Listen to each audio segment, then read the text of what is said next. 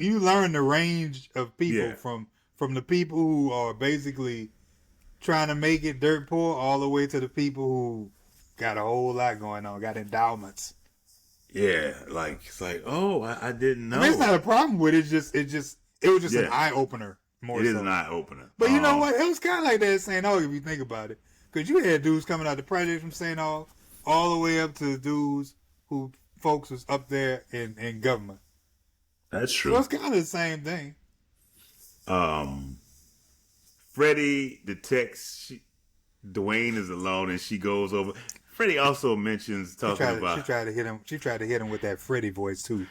She That, did. She tried to hit him with that. Oh, that that hello, Dwayne. How are you? And then she finds out that Dwayne is like basically she knows Dwayne is in love because Dwayne is just sitting there, and then sitting in his well, own. I tell you what was funny though.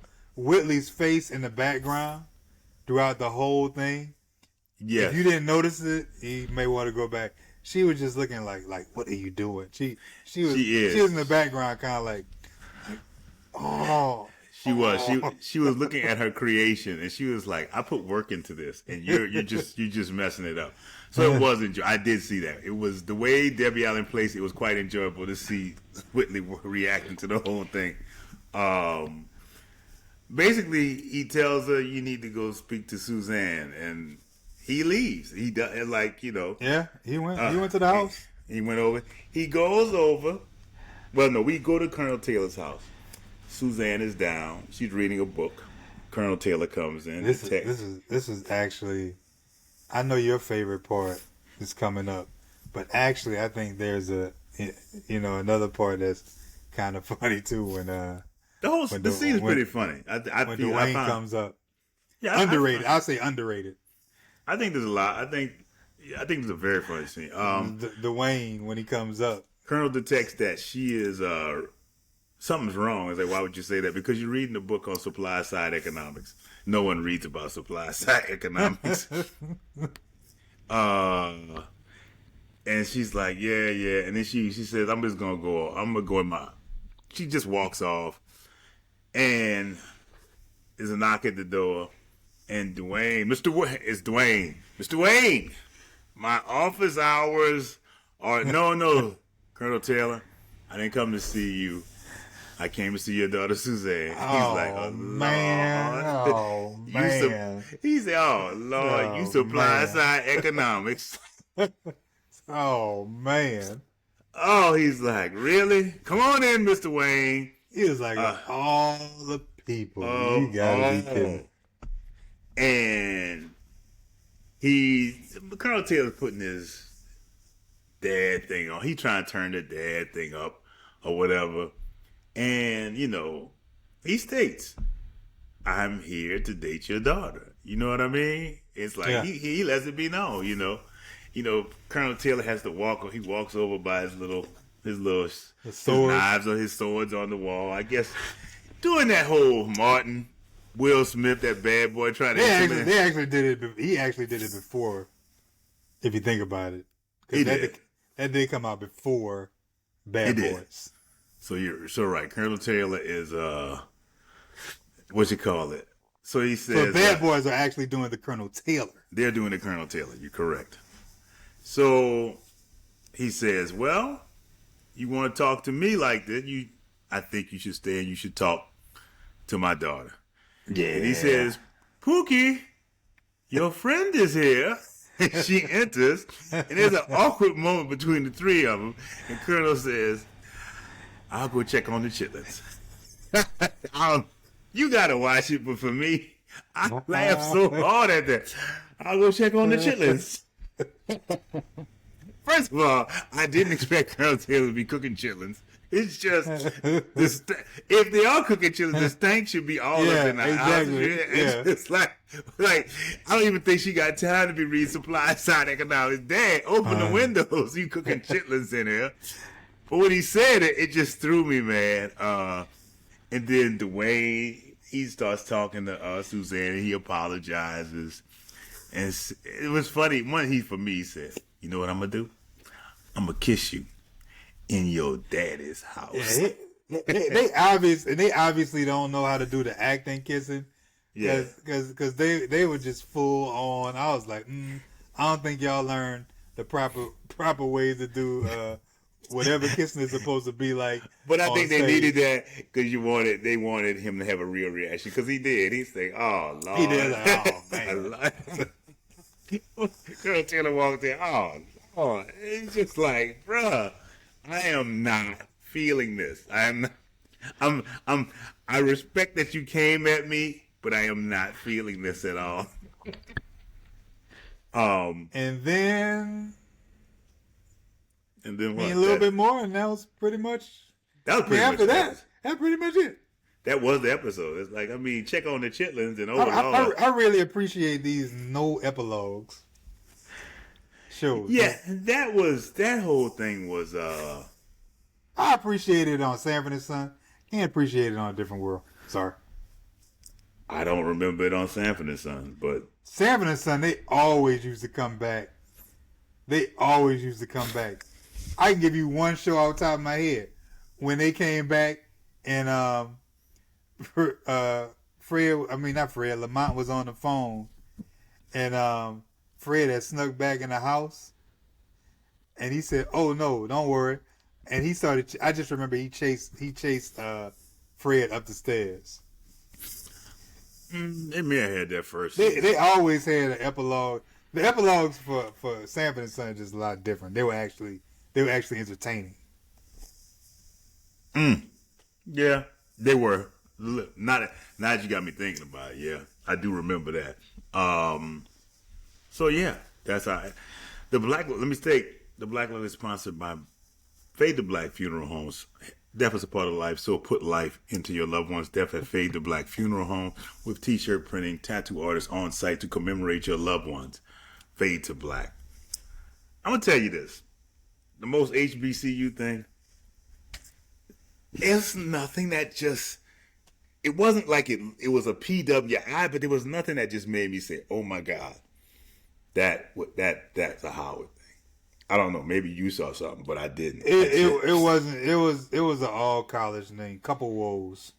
It's just a universal. That's all that I had. That's all that I had on that episode. Which is what I think is great about this show.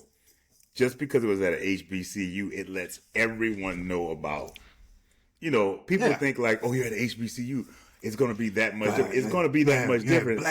Black couple woes. No, it's just regular couple woes. It's just couple woes. I mean, it's an amazing thing. If it was Colonel Till and he was white, it would just be. It'd been the same thing. He wouldn't have checked on the chitlins, but he might have been checking on the chicken.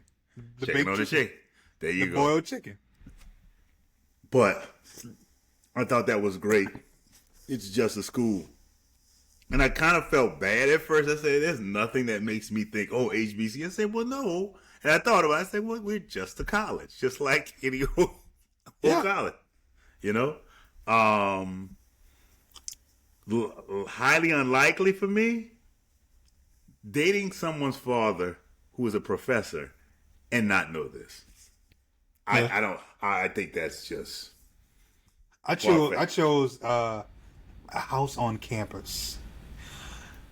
Just as we go back to season 1 with our dorm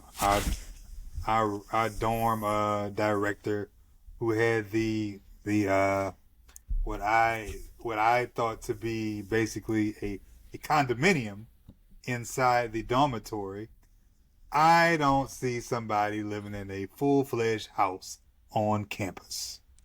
Maybe somewhere there is that. Maybe it's because I'm used to Howard. There is that huge building that I think they said somebody lived in, but it's basically like a school that faces out to Georgetown.